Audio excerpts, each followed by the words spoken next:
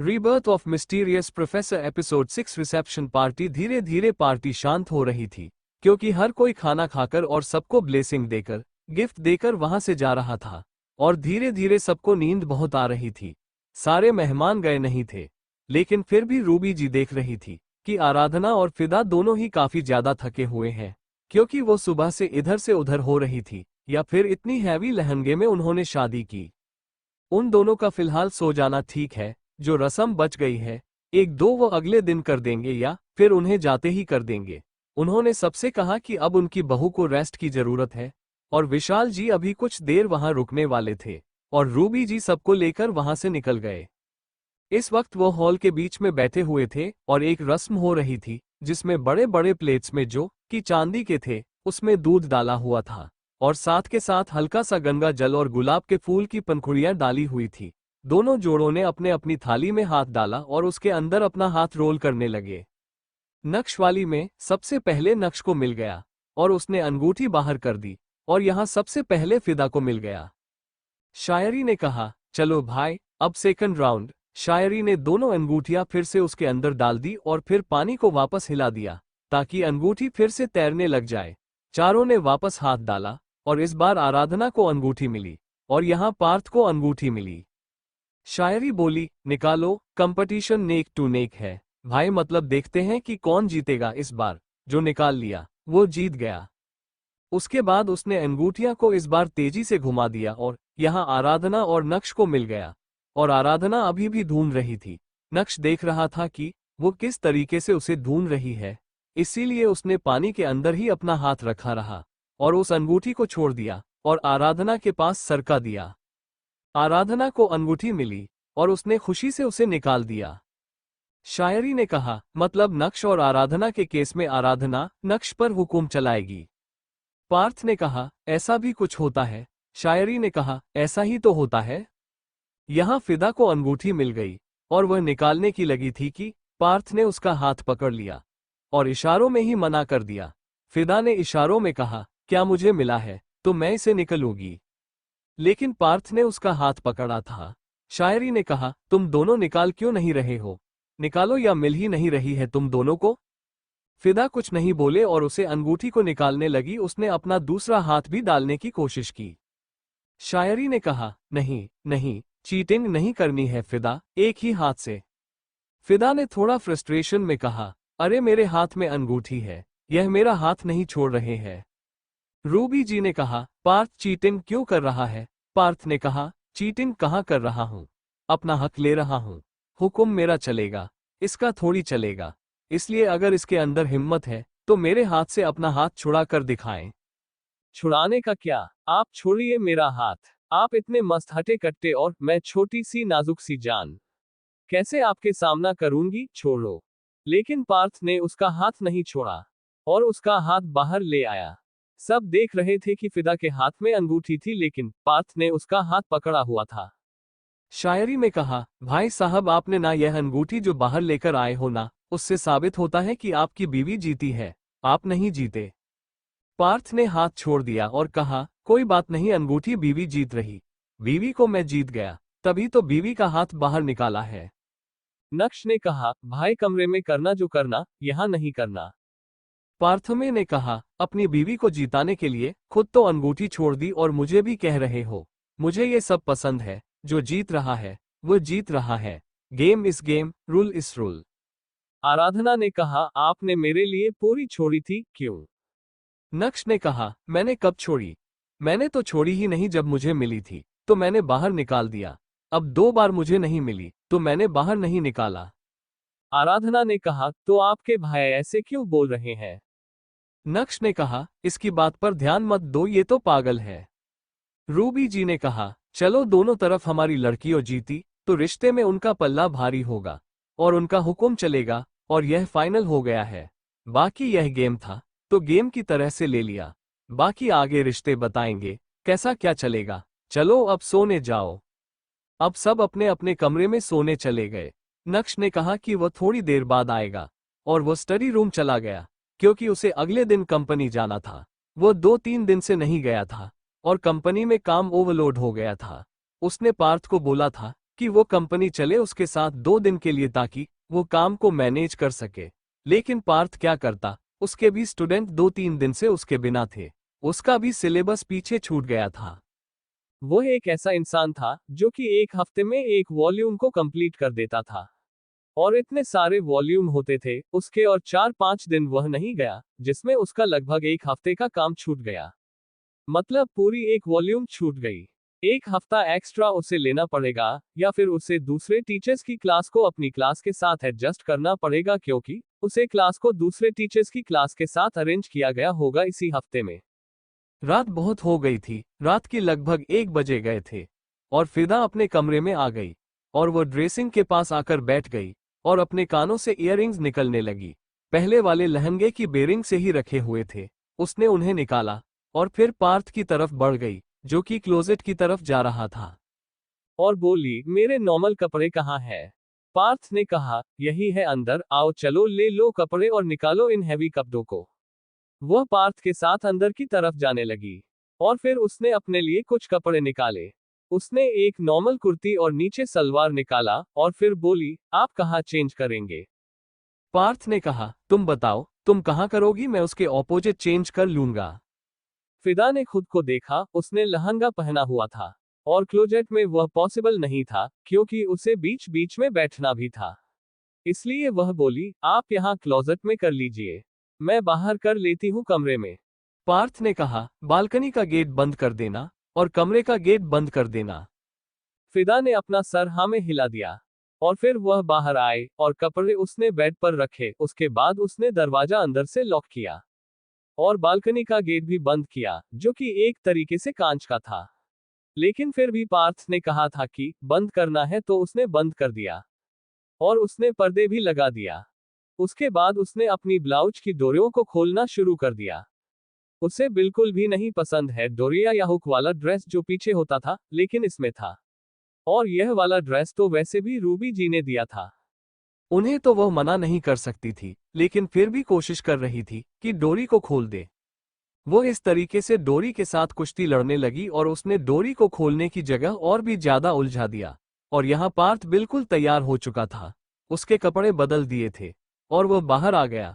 और जब उसने देखा कि फिदा ने अभी तो कपड़े चेंज ही नहीं किए हैं, और उन्हीं कपड़ों में है, तो वो उसके पास आया, और जब उसने देखा कि फिदा तो अपने ब्लाउज के साथ एक तरीके से कुश्ती लड़ रही है, तो उसने उसके ब्लाउज को पकड़ लिया, जिस पर फिदा की आंखें बिल्कुल बंद हो गई, क्योंकि पार्थ की छुअन से एकदम से फिदा कांप गई थी। और उसने अपने आप को पलटने की कोशिश की, तो पार्थ ने उसके कंधे पकड़ लिया और कहा, मैं कर रहा हूं। और उसके बाद उसने खुद ही ब्लाउज की डोरी खोल दी, जिस पर फिदा बहुत ही ज्यादा घबराहट महसूस हुई। पार्थ थोड़ा सा करीब आया, और उसके पेट पर अपना हाथ रखा, जिस पर फिदा ने वापस अपनी आंखों को बंद कर ली। पार्थ ने उसके कंधे पर अपने होंठ रख दिया, और उसे किस करने लगा। फिदा का पूरा शरीर कांप गया, उसके कंधे अपने आप हल्के हल्के ऊपर उठ गए, और पार्थ ने लगातार उसके कंधे को चूमना शुरू किया, और उसके ब्लाउज को उसके दोनों हाथों से नीचे की तरफ सरका दिया। फिदा तुरंत पलट गई, और पार्थ के गले लग गई। पार्थ ने उसके ब्लाउज को बिल्कुल निकाल दिया। इस वक्त कमरे में बिल्कुल भी अंधेरा नहीं था, कमरा पूरा जगमगा रहा था, और हल्का हल्का बाहर की तरफ भी रोशनी जा रही थी, जिससे ये साफ साफ पता लगाया जा सकता है कि कमरे में जो भी था वह सो नहीं रहा था। पार्थ ने उसका चेहरा ऊपर की तरफ उठाया, और फिदा ने उसे देखा और कहा, क्या सोच रही हो? फिदा ने कहा, यही कि नींद आ रही है। पार्थ ने कहा, तो कपड़े तो बदलने पड़ेंगे ना? फिदा ने कहा, वो तो बदलने पड़ेंगे, लेकिन आपकी नीयत मुझे अच्छी नहीं लग रही। अगर आपने मुझे सोने नहीं दिया तो सुबह आप ही डांटेंगे, ये कहकर कि कॉलेज चलो। वैसे ही रात के 1:30 बजे बज गए हैं, क्योंकि मुझे पता है आप कॉलेज में मेरे पति नहीं, मेरे प्रोफेसर है। पार्थ ने इस पर उसके चेहरे को थोड़ा सा और ऊपर उठाया, और उसके होठों को देखते हुए बोला, हाँ तो वह तो सही है, कॉलेज में पति नहीं हूँ, प्रोफेसर हूँ। प्रोफेसर ही रहूंगा लाइफ टाइम। पर्सनल लाइफ और वर्किंग लाइफ कभी मिक्स नहीं होगी। फिदा ने कहा, वही तो, चलो ना सोते हैं, आपको भी तो जाना है। पार्थ ने पूछा, कहाँ? फिदा ने कहा, कॉलेज, और कहाँ? पार्थ ने कहा, लेकिन फिलहाल अपनी बीवी की थोड़ी हेल्प तो कर दूं, कपड़े चेंज करवाने में। उसके बाद उसने उसकी गर्दन पर अपने होंठ रखे, और उसे किस करते हुए उसकी ब्लाउज को उससे दूर कर दिया और एक तरफ कर दिया। फिदा को बिल्कुल भी यह सब फिलहाल नहीं करना था। उसे बहुत नींद आ रही थी और उसने कसकर पार्थ को पकड़ लिया और कहा, ठीक है, जो करना करो, मेरे कपड़े चेंज करना है तो करो, मैं चली सोने। उसके बाद वहां से तुरंत दूर हो गई और बेड की तरफ चली और लेट गई। पार्थ देख रहा था कि वो किस तरीके से लहंगे में ही सोने के लिए रेडी हो गई थी। सच में इस वक्त उसे इतनी नींद आ रही थी कि बस जहां उसे तकिया मिला सर को रखने के लिए गहरी नींद में चली गई। पार्थ ने हल्की सी लाइट को बंद कर दिया और ऊपर की जो डिम लाइट थी उन्हें जला दिया और फिदा के लहंगे को भी निकाल दिया और उसे एक नॉर्मल कुर्ती और सलवार पहना दिया जो कि वह अपने पहनने के लिए निकाल कर लाई थी। उसके बाद उसने उसके माथे को प्यार से चूम लिया और सोफे पर चला गया सोने के लिए। सुबह का वक्त। पार्थ पहले उठ गया था और वह कॉलेज जाने के लिए रेडी भी हो गया था और इस वक्त सुबह के 7:30 बजे थे। उसने मुश्किल से 2-3 घंटे की नींद ली थी, लेकिन फिदा वह भी घोड़े बेचकर सो रही थी। उसके पार्थ उसके जाने लगा उसे उठाने के लिए। तभी कमरे का दरवाजा नॉक हुआ। उसने दरवाजा खोल दिया तो वहां पर रूबी जी अंदर आए और आरती पार्थ को दी और फिर उसने बेड पर देखा। फिदा सो रही थी और उसका लहंगा नीचे की तरफ गिरा हुआ था।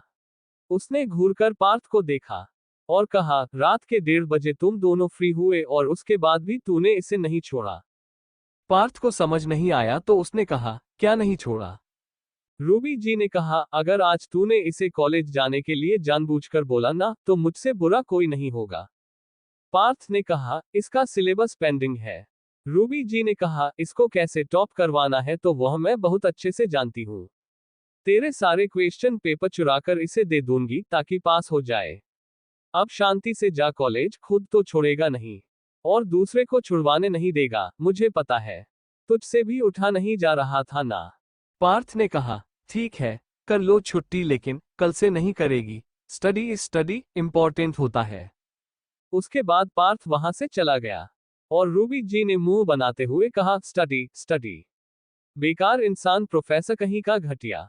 सुबह का वक्त। पार्थ कमरे से जा चुका था और रूबी जी फिदा की तरफ चली गई और उसके पास आकर बैठ गए और उसके सर को सहलाने लगी, जिस पर फिदा के चेहरे पर एक हल्की सी मुस्कान आ गई और उसने हल्की सी आंखें खोलकर करवट ली और उसने अपनी आंखों के सामने रूबी जी को देखा तो हैरान हो गई और तुरंत उठकर बैठ गई और बोली, आप यहाँ कब आए और मम्मी ने मुझे उठाया क्यों नहीं?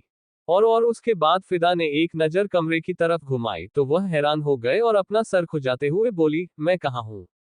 रूबी जी ने कहा, तुम अपने कमरे में हो बेटा। फिदा ने कहा, इतना बड़ा कमरा नहीं है मेरे पास। और उसके बाद उसने अपने सर को पकड़ लिया। उसे दर्द हो रहा था काफी सर में क्योंकि वह रात को बहुत देर से सोई थी। रूबी जी ने उसका चेहरा पकड़ा और अपनी तरफ करते हुए कहा, बेटा तुम अपने कमरे में हो, ध्यान से देखो, पार्थ का कमरा है। फिदा ने इस पर अच्छे से वापस कमरे को देखा और फिर उसने एक तरफ उसके लहंगे को देखा और उसे याद आया कि उसकी शादी कर चुकी है, वह अपने घर पर नहीं है और बोली, सॉरी आंटी, वह मैं भूल गई थी कि शादी हो गई है मेरी। रूबी जी ने कहा, कोई बात नहीं, और हाँ, मम्मी या मॉम बोलने की आदत डाल लो। फिदा ने अपना सर इस पर हाँ में हिला दिया और फिर रूबी जी ने कहा, उठना है या सोना है? फिदा ने घड़ी में टाइम देखा तो सुबह के 8 बज गए थे। उसे उठना था, कॉलेज भी तो जाना था, इसलिए वो कहने लगी, कॉलेज जाना है, मुझे उठना है। उसके बाद वो तुरंत उठ गई और जाने लगी। तभी उसने रूबी जी से कहा, मेरे कपड़े। रूबी जी ने कहा, अभी सो जाओ बेटा, मैंने पार्थ को बता दिया है कि तुम आज कॉलेज नहीं जाओगी। फिदा ने कहा, नहीं, मेरा बहुत सारा सिलेबस पेंडिंग है। और उसके बाद चुप हो गई क्योंकि उसे सुमित से भी माफी मांगनी थी क्योंकि उसने एक हफ्ता क्लास नहीं ली थी लगभग, और उसने सुमित की एक भी क्लास ठीक से अटेंड नहीं की थी और उसने 2 टेस्ट मिस कर दिए थे और जैसा कि स्टूडेंट से बताया था कि उसके सारे टेस्ट देना जरूरी होता है, अगर नहीं दिया तो सेमेस्टर में बैठने नहीं देगा। और फिलहाल वो न्यू स्टूडेंट थी, उसे नहीं पता था कि कॉलेज का क्या चक्कर चलता है, इसीलिए उसने रूबी जी से कहा, मुझे कॉलेज जाना है। रूबी जी ने कहा, ठीक है, क्लोजेट में ही है कपड़े। फिदा जल्दी से क्लोजेट में गई और उसमें से कुछ निकालने लगी, लेकिन उसे समझ ही नहीं आ रहा था कि क्या करे क्योंकि वह जब घर पर होती थी तो कभी जीन्स टॉप तो कभी नॉर्मल कुर्ती और जीन्स पहन लेती थी। लेकिन आज क्या पहने उसे समझ नहीं आ रहा था। रूबी जी ने कहा, क्या हुआ? फिदा ने कहा, समझ नहीं आ रहा कि क्या पहनूं। रूबी जी ने कहा, कुछ भी पहन लो बेटा, जीन्स टॉप कुर्ती अनारकली जो तुम्हारा मन करे। फिदा ने इस पर रूबी जी को देखा और कहा, लेकिन ऐसे कैसे पहन लूं मैं अपने ससुराल में? यहाँ तो साड़ी चलेगी ना। रूबी जी इसके पास आई और उसका सर पकड़ते हुए बोली, ऐसा कुछ नहीं है, जो मन में आए पहन लो। और हाँ, आज नहीं, एक हफ्ते बाद संडे तुम्हारी और आराधना की पहली रसोई होगी। हमने पंडित जी से बात कर ली थी कि तुम दोनों भी नहीं कर पाओगे, इसलिए उन्होंने भी कह दिया कि ठीक है, तो प्रॉपरली तुम घर की बहू है, एक हफ्ते बाद कहलाओगे। बाकी तुम अपने पति के साथ ही रह सकती हो घर में। तुम्हें जो पहनना है पहनना। साड़ी तुम्हें उसी दिन पहनी है, उससे पहले नहीं पहनी है। फिदा ने इस पर एक गुलाबी रंग का अनारकली निकाल दिया और रूबी जी को दिखाते हुए बोली, ये पहन सकती हूँ? रूबी जी ने कहा, हाँ बेटा, कुछ भी पहन लो।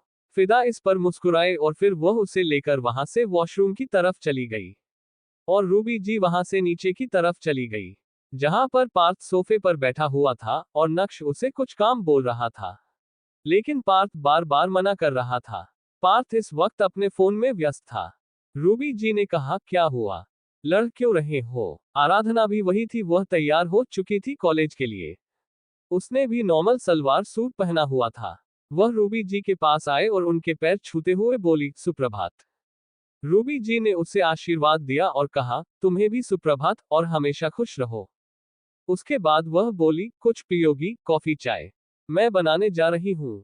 आराधना ने कहा, नहीं, मैं बना देती हूँ ना, बताए क्या बनना है? रूबी जी ने कहा, अभी नहीं बनाना है। एक हफ्ते से पहले तुम्हें किचन में नहीं आना, इसीलिए बताओ क्या खाओगी? आराधना ने कहा, कुछ नहीं। रूबी जी ने कहा, कुछ नहीं, बिना कुछ खाए जाओगी कॉलेज? आराधना इस पर कुछ नहीं बोली, तो रूबी जी ने कहा, बेटा, आई नो कि अब सब कुछ बदल गया है तुम दोनों लड़कियों के लिए। लेकिन इसका मतलब ये थोड़ी है कि अपना रहन सहन बिल्कुल ही बदल दो हमारे लिए। बताओ क्या खाओगे, पियोगे? आराधना ने कहा, वैसे तो मैं नॉर्मल बस चाय ही पी कर जाती हूँ, पर जो आपका मन करे। रूबी जी ने कहा, ठीक है, तो मैं सबके लिए चाय बना देती हूँ। उसके बाद वह किचन की तरफ चली गई। वह जाकर सोफे पर बैठ गई और अपना फोन देखने लगी। तभी उसकी नजर पार्थ पर गई, वह घबरा गई। नक्श ने ये देख लिया था, उसी के पास बैठा हुआ था और बोला, क्या हुआ, घबरा क्यों गई उसे देखकर? आराधना ने जल्दी से अपनी कोर्स की बुक निकाली और उसे पढ़ते हुए बोली, कुछ नहीं, वह मैं बुक पढ़ रही थी। नक्श ने इस पर पार्थ को देखा और कहा, वह सिर्फ कॉलेज में तुम्हारा प्रोफेसर है, यहाँ तुम्हारा वह देवर है। यहाँ तुम चाहो तो उसे डांट भी सकती हो, मार भी सकती हो। इस पर पार्थ ने अपनी नजरों को उठाकर घूर कर नक्श को देखा, जिस पर आराधना ने सोचा कि वो भले ही उसकी भाभी थी, लेकिन उसे उसके सामने हमेशा स्टूडेंट वाली ही फीलिंग आती थी। आराधना बोली, यार, इस लड़के को इसी घर के अंदर क्यों रखा? मुझे ही तो चाहिए था कि मेरी दोस्त मेरे साथ शादी करेगी एक ही घर में, बस। अब उसके बाद वह किताब पढ़ने लगी तो पार्थ बोला, आराधना। आराधना ने किताब को बंद किया और कहा, हाँ सर। पार्थ ने नॉर्मली कहा, पार्थ बोलो। घर पर पार्थ बोल सकती हो या फिर देवर जी। आराधना की आंखें बड़ी हो गई। वो अपने सर को देवर जी या फिर सिर्फ नाम लेकर बुलाए, ऐसा पॉसिबल नहीं था उसके लिए। हाँ, अगर पहले शादी होती और बाद में कॉलेज में एडमिशन लेती तो उसके लिए प्रॉब्लम नहीं होता, लेकिन कॉलेज में पहले एडमिशन लिया गया था और बाद में शादी, इसीलिए उसे अजीब लग रहा था। उसने कहा, पर मुझसे नहीं होगा सर। नक्श ने कहा, सब होगा और इसे यह इस तरीके से बोलना बंद करो, ठीक है? उसकी भाभी हो और भाभी माँ के समान होती है देवर के लिए। तो तुम एक तरीके से इसकी माँ हो और इस पर हुक्म चला सकती हो घर पर। कॉलेज में नहीं चला सकती, पर यहाँ चला सकती हो। आराधना ने मन में कहा, और यहाँ मैंने कुछ गड़बड़ कर दी और उन्होंने कॉलेज में उसका पता चला, तो मैं क्या करूंगी? वैसे ही मैं की कंडीशन देख चुकी हूँ। बेचारी वह तो मुझसे ज्यादा फंसी है, जैसे 24 घंटे झेलना पड़ता है। नक्श ने पार्थ से कहा, पार्थ, मेरी बात मानता क्यों नहीं है तू? पार्थ ने कहा, क्योंकि आप ऐसी बात कर रहे हो जो मैं नहीं कर सकता। आप कह रहे हो कि मैं 2 बजे जाकर उसे आदमी से मीटिंग करूं। अरे, आपका बिजनेस से आपको। नक्श ने कहा, वो मीटिंग सिर्फ मेरी अकेले की नहीं है, तेरी भी है। तू भी कंपनी का बराबर का मालिक है, उसे संभालता मैं हूं। इसका मतलब ये थोड़ी की पूरी का पूरी जिम्मेदारी मेरी है। तेरी भी कोई रिस्पॉन्सिबिलिटी बनती है कि नहीं बनती कंपनी के प्रति? पार्थ ने कहा, बनती है, लेकिन मेरी रिस्पॉन्सिबिलिटी मेरे स्टूडेंट के लिए भी बनती है। और पापा ने कंपनी को भले ही दोनों भाइयों को दे दिया है, लेकिन प्रोफेसर वह सिर्फ मैं अकेला हूं। अगर मैं आपको बोलूं कि मैं मीटिंग में चला जाता हूं, आप जाकर पढ़ दो मेरे स्टूडेंट को, तो पढ़ा दोगे? नक्श ने कहा, पढ़ा सकते हो क्या? मैं कैसे पढ़ा दूंगा? पार्थ ने कहा, बिल्कुल, तो आपकी मीटिंग मैं कैसे अटेंड करूंगा? खुद करो, मुझे मत बोलो। तभी वहां पर रूबी जी 6 कप चाय लेकर आ गए और बोली, लो। उसके बाद उसने विशाल जी को बुला लिया, वह भी बाहर आ गए। नक्श ने कहा कि छठी कप किसकी है? तभी सीढ़ियों से फिदा नीचे की तरफ आने लगी और पार्थ के कानों में जब उसके पैरों की पायल बजने लगी तो उसने पीछे पलट कर देखा। फिदा तैयार होकर आ रही थी, ना उसके गले में मंगलसूत्र था और ना ही सिंदूर था, वह भूल गई थी। वह सबके पास आए और उन्हें गुड मॉर्निंग विश किया और पार्थ के पास आकर बैठ गई। पार्थ में धीरे से कहा, ना गले में मंगलसूत्र, ना मांग में सिंदूर, इतनी जल्दी भूल गई? तुम शादीशुदा हो? फिदा इस पर हैरान हो गई और उसे देखने लगी और फिर उसने खुद को देखा और बोला, सॉरी, मैं भूल गई। उसके बाद वो खड़ी हुई और वहां से कमरे की तरफ जाने लगी तो पार्थ ने उसका हाथ पकड़ लिया और कहा, बैठो। फिदा बैठ गई। पार्थ बोला, तुम्हें क्या ड्रेसिंग में, जब तुम अपने बाल बना रहे थे और मेकअप कर रही थी, तब मंगलसूत्र दिखा था? फिदा ने अपना सरनामे हिला दिया तो पार्थ ने कहा, क्योंकि वो वहां है ही नहीं, वो मेरे पास है, मेरी जेब में। फिदा उस पर उसे टुकुर टुकुर देखने लगी और बोली, क्या आपने मंगलसूत्र और सिंदूर अपनी पॉकेट में क्यों रखा है? पार्थ ने कहा, क्योंकि तुम कॉलेज में मंगलसूत्र और सिंदूर नहीं लगा कर जाओगे। और उसके बाद वह आराधना से बोला, आराधना। आराधना ने अपना सर उठाकर पार्थ को देखा और कहा, हाँ सर। पार्थ ने इस वक्त उसके शब्द जाने दिया और कहा, कॉलेज में तुम भी ना मंगलसूत्र पहनो और ना ही सिंदूर पहनोगी।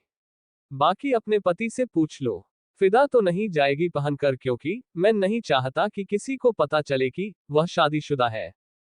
फिदा ने कहा, तो क्या हो गया? अगर किसी को पता चलेगा कि मैं शादीशुदा हूँ, मैं किसी को ये थोड़ी बता रही हूँ कि मेरी शादी किससे हुई है। पार्थ ने कहा, लेकिन सब पूछेंगे जरूर और एक ना एक दिन तुम्हारे मुंह से निकल ही जाएगा कि तुम्हारा पति मैं हूं। मैं यह नहीं चाहता। जब टाइम आएगा तो मैं सामने से बता दूंगा, अभी नहीं। सब गलत एंगल से सोचेंगे इस बात को। रूबी जी इस पर उसे देखने लगी और बोली, बात तो सही कह रहा है। गलत एंगल से सोचेंगे तो जरूर, क्योंकि तुम न्यू स्टूडेंट हो कॉलेज के और अचानक से शादी, वह भी टॉप प्रोफेसर से। सब कहेंगे कि फंसाया है। इसीलिए मंगलसूत्र और सिंदूर को कुछ समय के लिए अवॉइड करो कॉलेज में दोनों। आराधना ने कहा, पर मैंने कहा इससे शादी करी, मैंने तो उनके भाई से शादी करी है। रूबी जी ने प्यार से कहा, बेटा, पर वो कहेंगे कि इसने प्रोफेसर के भाई को फंसा लिया। नक्श ने कहा, ठीक है। उसके बाद उसने आराधना से कहा, कुछ दिनों के लिए अवॉइड करना है, घर पर जाकर पहन लिया करना और छुट्टी वाले दिन पहनना। आराधना ने अपना सर हमें हिला दिया और उसके बाद नक्श ने कहा, मैं तुम्हें कॉलेज ड्रॉप कर दूंगा। आराधना ने कहा, मैं चली जाऊंगी फिदा के साथ। नक्श ने पर पार्थ को देखा जिसके हाथ इस वक्त फिदा की कमर के पास थे और छुप छुप कर वह उसकी कमर को सहला रहा था। नक्श को दिख रहा था कि वह बिल्कुल भी अपनी बीवी को छोड़ने नहीं वाला और ना ही किसी और की मौजूदगी वह चाहता है। इसीलिए उसने कहा, कोई बात नहीं, फिदा को पार्थ छोड़ देगा, मैं तुम्हें छोड़ दूंगा। आराधना ने कहा, पर वो दोनों भी तो कॉलेज जा रहे हैं, मैं उनके साथ चली जाऊंगी। पार्थ ने इस पर आराधना को देखा और फिदा ने भी आराधना को देखा और वह मन में बोली, थैंक यू सो मच मेरी दोस्त, चलना मेरे साथ, वरना यह इंसान तो मुझे खा जाएगा। पार्थ जैसे उसके मन की बात समझ गया और उसने उसकी कमर पर चुटकी काटी, लेकिन फिदा ने अपने आप को कंट्रोल कर लिया और चाय का एक घूंट पी लिया। थोड़ी देर में वह चाय पीकर वहां से निकल गए। नाश्ता किसी ने नहीं किया आज। आराधना नक्श के साथ ही गई और फिदा पार्थ के साथ जाकर गाड़ी में बैठ गई। नक्श की गाड़ी पहले निकल गई थी और पार्थ ने गाड़ी को बाद में आगे की तरफ बढ़ाया, लेकिन उसे एक जगह रोक दिया।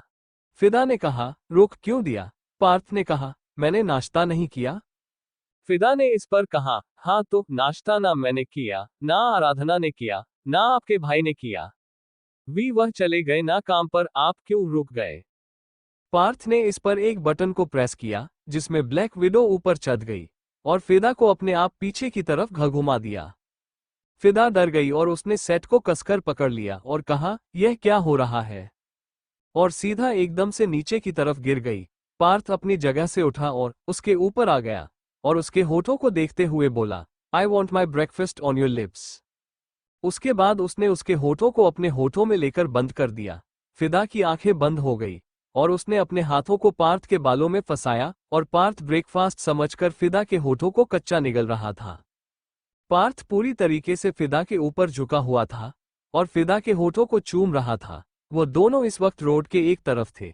पार्थ फिदा को छोड़ने का नाम नहीं ले रहा था। उसने जो अनारकली पहना था उसकी डोरी को पार्थ खोल दिया था और इसकी डोरी भी रूबी जी ने बांधी थी।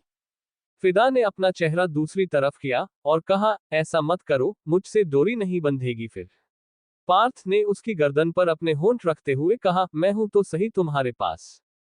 तभी अचानक से गाड़ियों के शोर से उन दोनों की तंद्रा को तोड़ गया और पार्थ उसके ऊपर से हट गया और उसकी अनारकली की डोरी को बंद दिया। फिदा ने अपने बालों को ठीक किया और दूसरी तरफ देखते हुए शर्माते हुए बोली, आप प्लीज कार चलाइए।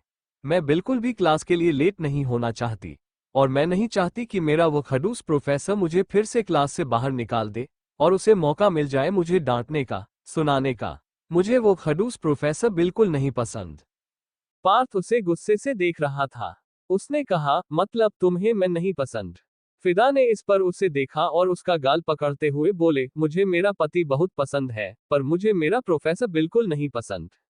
मैंने तो प्रोफेसर की शिकायत अपने पति से की, आपकी थोड़ी ना की।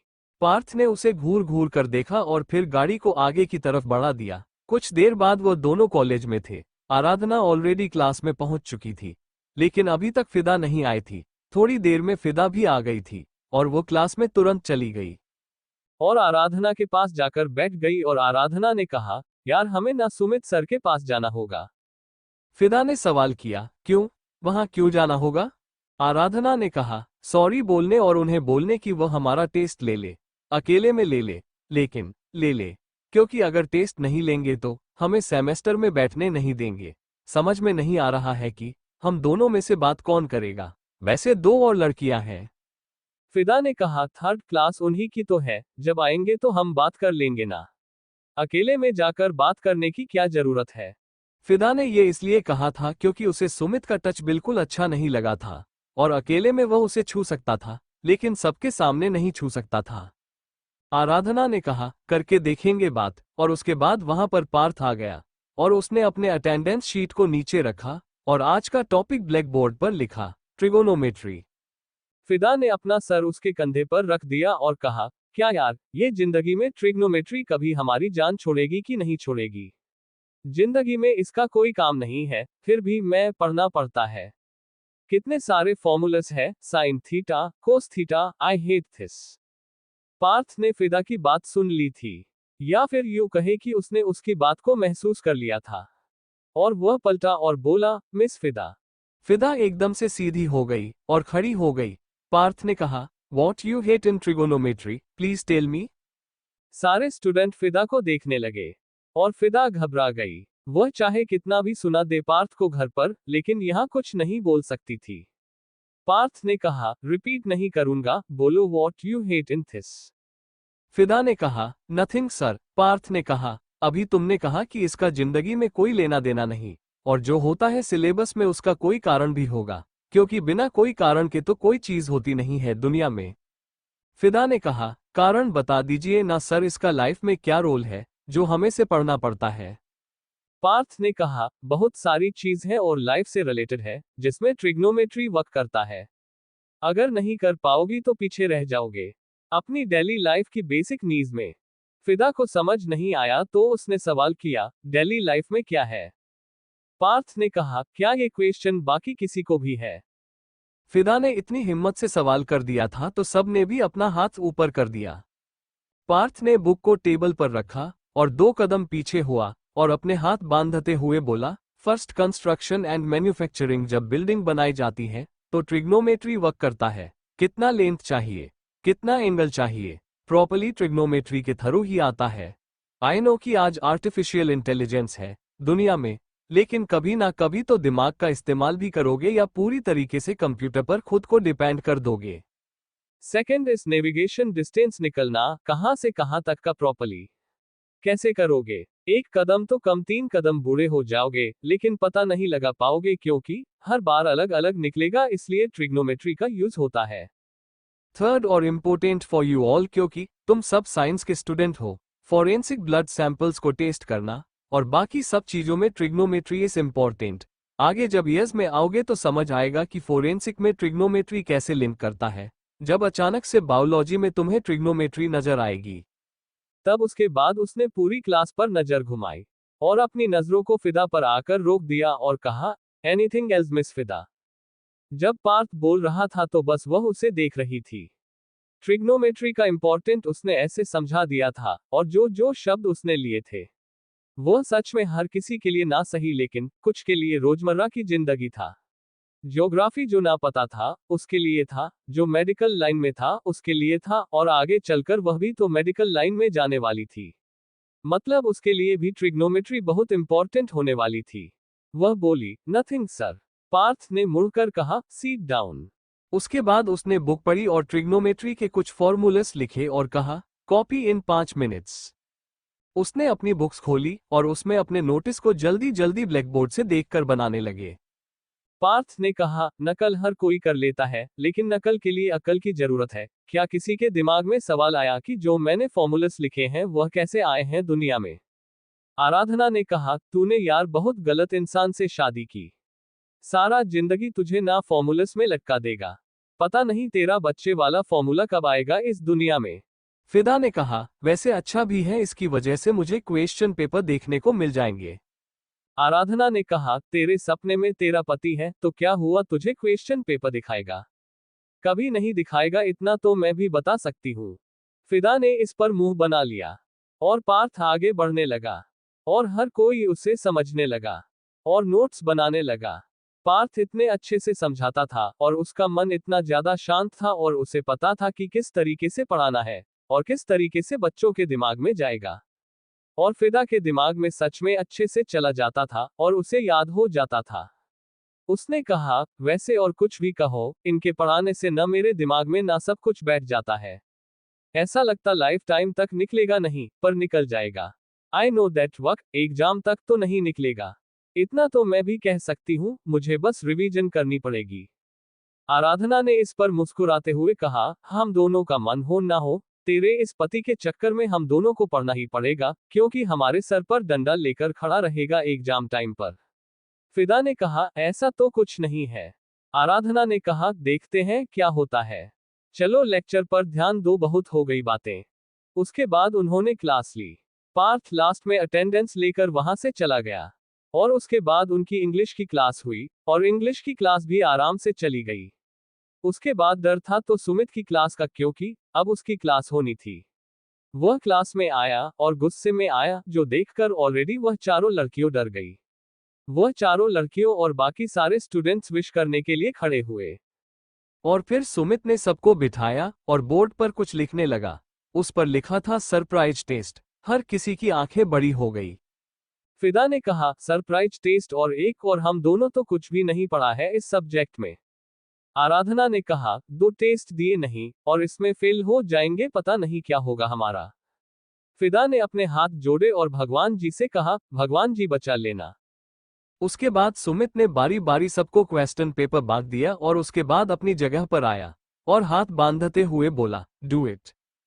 फिदा कुछ कुछ लिखकर अपने पेन को हिला रही थी और सुमित की नजर बस उसी के ऊपर थी।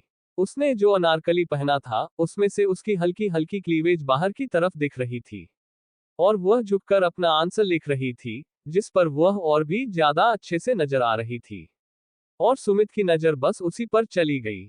जैसे ही 20 मिनट हुए, सुमित ने कहा, टाइम अप। सुमित ने सबके क्वेश्चंस को ले लिया और उसके बाद बोला, वो 4 लड़कियां स्टाफ रूम में आओ, मेरे जो नहीं आई थी।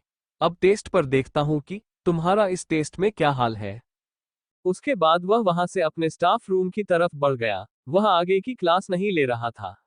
वह चारों खड़ी हो गई और आगे की तरफ जाने लगी। आराधना ने फिदा से कहा, फिदा क्या करें? फिदा ने कहा, सॉरी बोलेंगे और क्या बोलेंगे, और कोशिश करेंगे। उसके बाद वहां की तरफ जाने लगा। सुमित बाहर ही खड़ा था और उसने कहा, चारों एक एक करके अपना नाम बताओ। साक्षी, आराधना, कस्तूरी, फिदा। चारों ने अपने नाम बताए और सुमित ने फिदा का आंसर शीट निकाला और उस पर एक नजर घुमाई और कहा, देख रहा है कितने अच्छे से आंसर लिखे। क्लासरूम में तुम अकेली आओ पहले। फिदा की सांस अटक गई। वह अकेले क्यों बोल रहा था, लेकिन उसे जाना तो था, इसीलिए उसने अपने कदम अंदर की तरफ बढ़ा दिए और सुमित ने दरवाजे को अंदर से बंद कर दिया। वह तीनों हैरान हो गई, उसे गेट बंद करने की क्या जरूरत थी। आराधना को डर लग रहा था, क्योंकि उसे अच्छे से पता था कि सुमित के बिल्कुल भी लक्षण अच्छे नहीं है फिदा को लेकर, और सबसे पहले वह लेकर भी उसे ही ले गया है। फिदा अंदर थी, लेकिन जैसे उसने गेट के बंद होने की आवाज सुनने से पलट गई। फिदा ने कहा, सॉरी सर, हमने लास्ट के 2 एग्जाम्स नहीं दिए, वह कुछ काम था इसीलिए। सुमित ने आंसर शीट्स को एक तरफ रख दिया और उसकी तरफ बढ़ते हुए बोला, मुझे कोई एक्सक्यूज नहीं चाहिए। अब बताओ कि क्या करोगी ऐसा जिस वजह से मैं हैप्पी हो जाऊं और तुम्हें फुल मार्क्स दे दूं। इसमें भी पास कर दूंगा, सेमेस्टर में भी पास कर दूंगा। बताओ क्या दोगी? फिदा को समझ नहीं आया और वो अपने कदम पीछे करने लगी, क्योंकि सुमित उसके करीब आ रहा था। फिदा ने कहा, मैं दोबारा टेस्ट दे दूंगी सर, बस 2 दिन का टाइम दे दीजिए। अच्छे से पढ़कर अच्छे से टेस्ट दे दूंगी, और पिछले वाले भी दे दूंगी अच्छे से, और मुझे फुल नंबर नहीं चाहिए सर। जितना आता है उसी के हिसाब से चाहिए, जबरदस्ती पास होने की मुझे कोई लालच नहीं है। इसी तरीके से वह पीछे गई और उसकी पीठ दीवार से लग गई।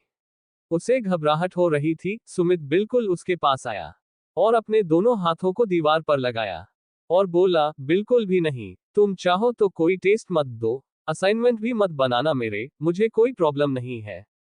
मेरी क्लास में बैठकर दूसरे सब्जेक्ट के असाइनमेंट बना सकती हो, और चाहो तो मैं तुम्हें बाकी सब्जेक्ट्स के क्वेश्चन पेपर ला कर दे सकता हूँ एग्जाम्स के टाइम पर, ताकि तुम आराम से टॉप कर सको।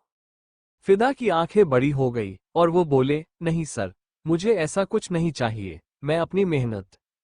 तभी सुमित ने अपने होठों पर हाथ रखकर उसे शांत रहने के लिए कहा और बोला, मुझे कुछ देना होगा तुम्हें, उसके बाद तुम्हें सब में पास कर दूंगा, और उसके बाद इसी कॉलेज में तुम्हें प्रोफेसर बना दूंगा, फिर आराम से पैसे कमाती रहना पूरा टाइम। फिदा ने कहा, सर आप क्या कहना चाहते हैं? सुमित अपना चेहरा उसके चेहरे के करीब लेकर जाने लगा। फिदा को डर लगने लगा और उसने अपना चेहरा जितना हो सके दीवार में दबाने की कोशिश करी, और सुमित ने कहा, मुझे तुम चाहिए। फिदा की आंखें बड़ी हो गई और वह सुमित ने उसके चेहरे को कसकर पका और उसके होठों को हल्का सा खोल दिया और कहा, मुझे तुम चाहिए, मतलब मुझे तुम मेरे बिस्तर पर चाहिए। फिदा की आंखें बड़ी हो गई, उसने मतलब जैसा सुमित के बारे में सुना था वह बिल्कुल सच था। वह एक नंबर का ठरकी इंसान था, और वह ऐसा भी था कि लड़कियों के बॉडी को यूज करके उन्हें पास करता था, और न जाने कितनी लड़कियों ने अपनी बॉडी को देखकर पास करवाया होगा खुद को। फिदा ने कहा, सर मैं ऐसी लड़की नहीं हूं, प्लीज छोड़ दीजिए। उसके बाद उसने सुमित को धक्का दिया और जाने लगी तो दोनों तरफ से सुमित ने उसको दुपट्टे को पकड़ लिया, जिससे फिदा का गला घुटना शुरू हुआ। सुमित ने इतने झटके से उसे दुपट्टे को खींचा जिस पर वह हल्की सी मुड़ गई, और दुपट्टा इतना पतला था कि उसके गले पर निशान आ गया और उसका गला एकदम से घूट गया और वह खांसने लगी। अपना गला पकड़कर वह हल्का सा झुक गई, क्योंकि उसे खांसने में तकलीफ हो रही थी, और झुकने की वजह से उसकी क्लीवेज साफ नजर आ रही थी। सुमित ने एक तरफ उसका दुपट्टा फेंक दिया और खुद को उसकी तरफ बिल्कुल झुका दिया, और उसके अनारकली पर अपना पैर रख दिया। फिदा ने इस पर खुद की अनारकली को खींचा तो वह फट गया। फिदा घबरा गई और अपने कदम पीछे लेने लगी और बोली, सर मैं ऐसी लड़की नहीं हूं, प्लीज जाने दीजिए। सुमित ने कहा, नहीं जाने दूंगा, क्या करूं, तुम जैसी लड़की, तुम जैसी खूबसूरती मैंने पहली बार अपनी जिंदगी में देखी है, कैसे जाने दूं? जब तक तुम्हें अपनी बाहों में समेट नहीं लूंगा, ना मुझे शिद्दत नहीं मिलेगी, सुकून नहीं मिलेगा। उसके बाद उसने उसका हाथ पकड़ा और अपनी तरफ खींचा और जबरदस्ती अपनी बाहों में पकड़ लिया, और उसकी गर्दन पर जबरदस्ती अपने होंठ रख दिया। सीता को घबराहट हुई और उसने तुरंत सुमित के पैर पैर पर मारा और आगे की तरफ भाग गई। और गेट खोल दिया, लेकिन तब तक सुमित उसकी एक तरफ का बाजू बिल्कुल फाड़ चुका था और उसका हल्का सा अंदर से इनर दिख रहा था। फिदा को लेकिन उस चीज की परवाह नहीं हुई, उसे बस अपनी जान बचाने थी, इसलिए उसने गेट खोला और बाहर की तरफ निकल गई। जब आराधना और बाकी सब ने उसे ऐसे देखा तो वह हैरान हो गए। आराधना ने कहा, ये तेरे साथ क्या हुआ? फिदा की आंखों से आंसू आ रहे थे। वो आगे की तरफ भाग गई वहां से। वो उनको कुछ नहीं बताना चाहती थी, लेकिन तभी आगे से आते हुए वो पार्थ से टकरा गई। पार्थ ने उसे भागते हुए देखा तो लिया था, लेकिन उसने उसकी कंडीशन को ध्यान से नोटिस नहीं किया था। लेकिन जैसे ही वो टकराई, पार्थ ने कहा, फिदा ध्यान से चलो।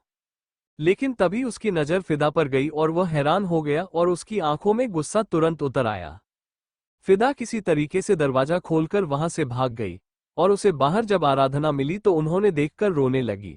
आराधना ने जब फिदा के फटे हुए कपड़े और इस तरीके से उसे देखा और उसके ऊपर चोट देखी तो वो डर गए। फिदा वहां नहीं रुकी और वह आगे की तरफ भागी, लेकिन तभी सामने से आते पार्थ से वह टकरा गई और जब पार्थ ने उसे इस तरीके से देखा तो उसकी हैरानी से आंखें बड़ी हो गई और फिर उसकी नजरों में बिल्कुल गुस्सा फैल गया। फिदा ने अपना सर उठाकर उसे देखा और उसकी आंखों से आंसू और भी ज्यादा आने लगे। उसने उन्हें अब रोकने की जरा भी कोशिश नहीं करी। सुमित भी गुस्से से बाहर आ गया, उसका दुपट्टा पकड़कर। पार्थ उसे ही देख रहा था, लेकिन तभी उसने सामने देखा सुमित को, जिसके हाथ में फिदा का दुपट्टा था और सुमित की हालत कुछ ठीक नहीं थी, मतलब उसने जबरदस्ती करने की कोशिश की है। पार्थ को ये तुरंत समझ आ गया था। पार्थ का एक हाथ अभी फिदा के कमर पर था और सुमित ने ये देख लिया था। सुमित ने कहा, क्या बात है पार्थ सर, आपको भी यह पसंद आ गई क्या? पर गलत बात, आपकी शादी हो चुकी है। मुझे दे दीजिए, वैसे भी टेस्ट है, इसका टेस्ट में पास तो होना ही पड़ेगा। फिदा ने इस पर तुरंत पार्थ के पीछे आ गई और उसका हाथ कसकर पकड़ लिया। पार्थ ने अपना ब्लेजर उतारा और उसे फिदा को पहना दिया। फिदा ने उसे पहन लिया। आराधना और वो दोनों लड़कियां जल्दी से उनकी तरफ आ गई। कस्तूरी ने और साक्षी ने एक तरफ से फिदा को पकड़ा और आराधना एक तरफ से आई और उसका चेहरा पकड़ते हुए बोली, ये सब तेरे साथ। फिदा ने अपना सर उसके कंधे पर रख दिया। पार्थ उसके पास आया। सुमित ने कहा, क्या हुआ? आपको भी लड़की पसंद आ रही है क्या? चलो ठीक है, एक रात के लिए, पर ज्यादा नहीं। मुझे ना ये पहली बार कोई लड़की पसंद आई है और मुझे ना पता नहीं क्यों इसे अपने बिस्तर। तभी एक जोरदार मुक्का उसके चेहरे पर जाकर पड़ा और सुमित सीधा धूल चाटने लगा और उसे मुक्का पार्थ ने मारा था। फिदा ने ये देख लिया था। उसने और भी ज्यादा कसकर उसे ब्लेजर को पकड़ लिया और रोने लगी। पार्थ के इसे करने पर सुमित हैरान हो गया और खड़े होते हुए बोला, अरे सर, आप जानते हैं ना कि मैं। तभी उसकी बात पूरी नहीं हुई और दूसरी तरफ पार्थ ने उसे मार दिया। उसने अपनी शर्ट के ऊपर के 2 बटन्स को खोल दिया, अपनी बाजुओं को फोल्ड कर दिया। उसकी नसें उभरने लगी थी। उसका ओरा इस वक्त बिल्कुल किसी टाइगर की तरह लग रहा था। वह इस वक्त इतना ज्यादा गुस्से से कांप रहा था कि किसी की भी जान सिर्फ उसकी नजरें ले ले। ऐसा गुस्सा इस वक्त पार्थ के अंदर था। वो किसी जंगली शेर की तरह दहाड़े था और एक दहाड़ते हुए शेर का विजुअल भी उस पर चमकने लगा। पार्थ के पेट पर उसने मुक्का मारा, जिस पर सुमित सीधा कॉलेज कैंपस की तरफ जाकर गिर गया और उसके मुंह से हल्की सी चीख निकल गई, जिस पर हर किसी की नजर उन दोनों पर गई। स्टूडेंट और टीचर्स जो कि क्लासरूम में इस वक्त स्टडी कर रहे थे, उन्हें भी बाहर यह सब नजारा देखने को मिल गया और वह भी अपनी पढ़ाई छोड़कर बाहर आ गए और टीचर्स भी बाहर आ गए। एक प्यून पानी पीने के लिए जा रहा था, लेकिन तभी उसने पार्थ को इस तरीके से गुस्से में देखा जो कि सुमित को मार रहा था।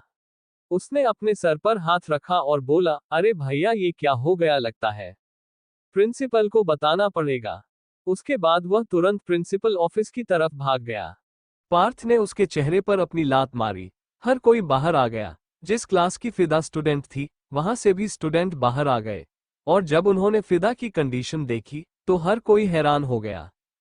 पार्थ ने उसकी कॉलर पकड़कर उठाया और उसके पेट पर अपने पैर से दे मारा, जिस पर सुमित हैरान हो गया और वापस उसके मुंह से चीख निकल गई। उसे समझ नहीं आ रहा था कि पार्थ उसे क्यों मार रहा है। वह बोला, सर, अगर आपको ये पसंद है तो एक रात के लिए आप भी ले लीजिए ना। वैसे भी कौन आपकी बीवी को बताने वाला है। तभी एक जोरदार थप्पड़ पार्थ ने उसके चेहरे पर दे मारा। वह नीचे की तरफ गिर गया। प्रिंसिपल भी आ गए। वो तुरंत पार्थ की तरफ आए और कहा, पार्थ सर अभी क्या कर रहे हैं? आप ऐसे बने क्यों मार रहे हैं? पार्थ ने कुछ नहीं कहा उसे। बस इस वक्त गुस्सा आ रहा था, उसने अपने पैर से उसके पेट के पास मार दिया, जिस पर उसने उसे पकड़ लिया और जोर से चिल्लाया। प्रिंसिपल ने उसे रोकने की कोशिश करी, लेकिन वह रुक नहीं रहा था। उसने उसे मारा। सुमित खड़ा हुआ और कहा, सर आप ऐसी लड़की के लिए मुझे मार रहे हैं जो खुद को मेरे पास सौंप रही थी, अपने जिस्म को मुझे दिखा रही थी।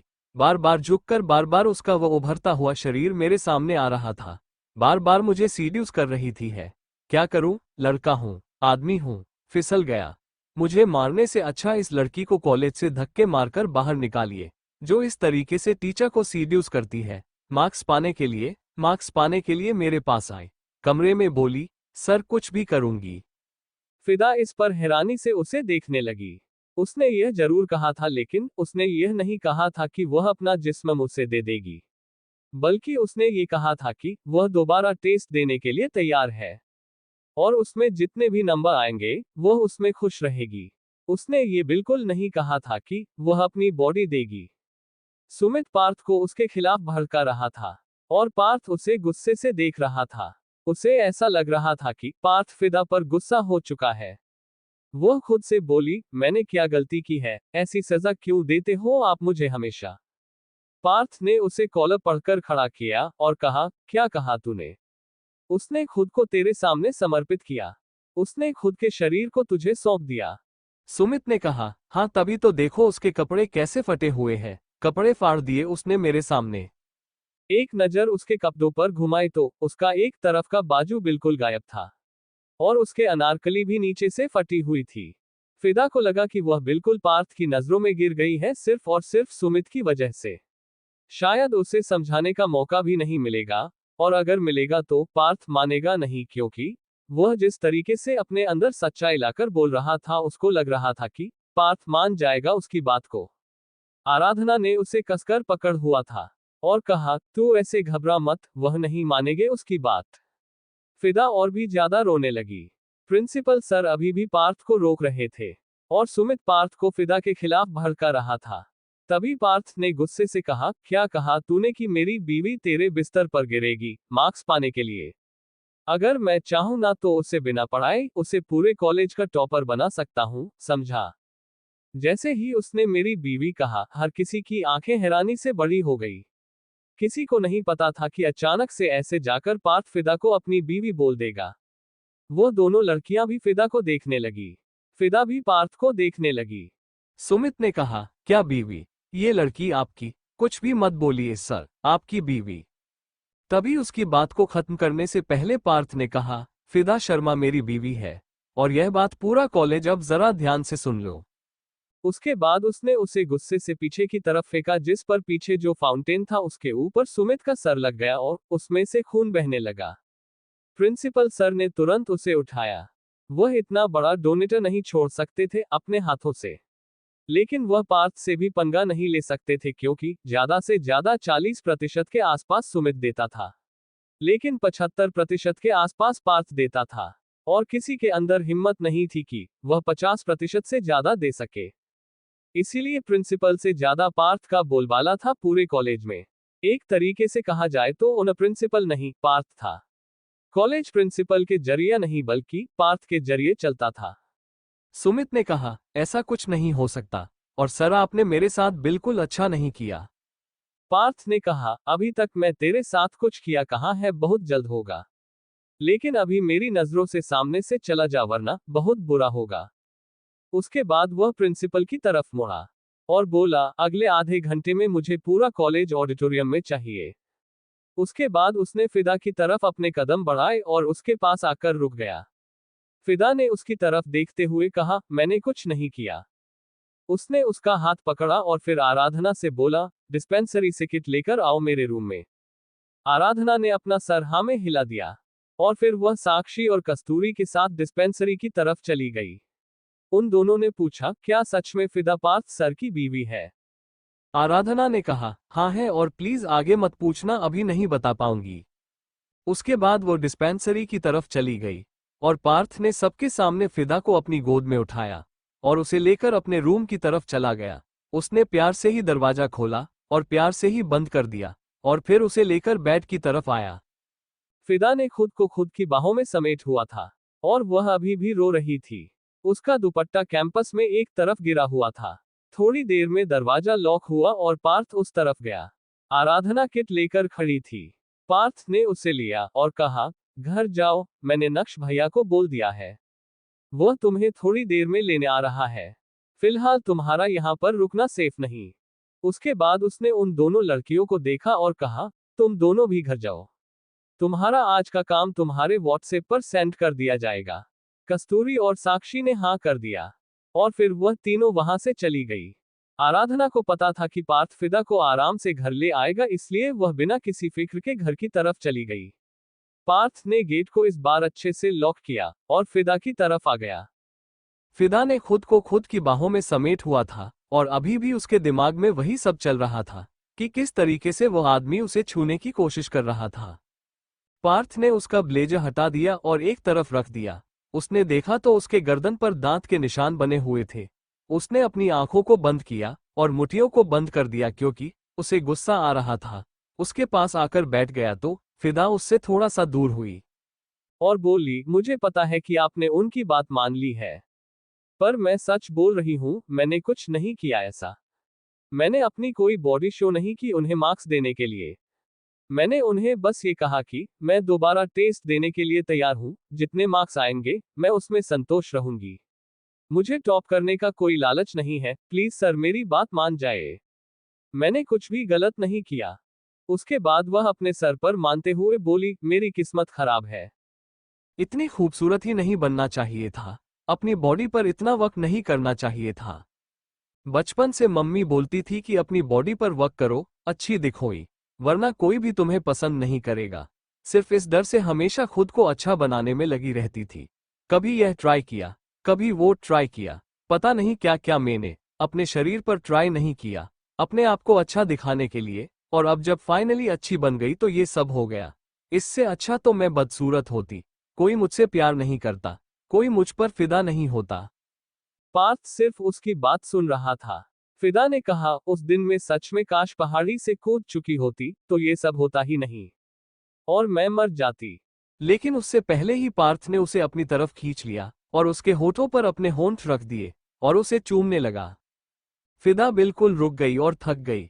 उसके हाथ उसकी बाजू पर आ गए। उसे हल्की से सांस लेने में तकलीफ हो रही थी क्योंकि वह रो रही थी, जिस वजह से ऑलरेडी उसकी सांसें हल्की हल्की थम गई थी। लेकिन पार्थ ने उसे नहीं छोड़ा। उसने फर्स्ट एड को एक तरफ रखा और फिदा को बिस्तर पर लिटा दिया और खुद उसके ऊपर आया और से शिद्दत से और प्यार से चूमने लगा। यही तो चाहिए। तो फिलहाल फिदा को पार्थ का प्यार और उसका साथ। उसे बिल्कुल नहीं चाहिए था कि पार्थ उस पर शक करे। उसे सिर्फ ये चाहिए था कि उसे पर वह विश्वास करे। और फिलहाल जो पार्थ कर रहा था उसमें पूरा विश्वास, पूरा ट्रस्ट नजर आ रहा था। वह पूरी तरीके से उसे पर नहीं झुका था, उसने सिर्फ अपना चेहरा उसके ऊपर झुकाया हुआ था। और फिदा ने अपने हाथों को उसकी गर्दन में डाल दिया और पार्थ ने उसके बाद उसके होठों को छोड़ा तो फिदा वापस रोने लगी और उसे देखते हुए बोली, वो सर बहुत बुरे हैं। वो फिर से मेरे साथ ऐसा सब करने की कोशिश करेंगे और हर बार आप मुझे नहीं बचा पाएंगे ना। क्या करूं, अपना चेहरा जला दूं क्या? आधा सही रहेगा। आप मेरे दिल से प्यार करते हैं, मेरी रूह से प्यार करते हैं। मेरा शरीर जल भी क्या तो भी आपको क्या फर्क पड़ेगा? मुझे पता है आप मुझसे प्यार करेंगे, लेकिन दुनिया जो मुझे मेरे चेहरे की वजह से प्यार करती है वह मुझसे नफरत करेगी, मुझसे घिन करेगी। वह मैं सह लूंगी, लेकिन अपने शरीर के साथ जाती आई नहीं बर्दाश्त कर सकती। बोलिए ना, कैसे खराब करो अपना चेहरा। पार्थ सिर्फ उसे देख रहा था। फिदा सच में बहुत ज्यादा खूबसूरत थी। उसका चेहरा इतना ज्यादा खूबसूरत था कि कोई भी शर्मा जाए।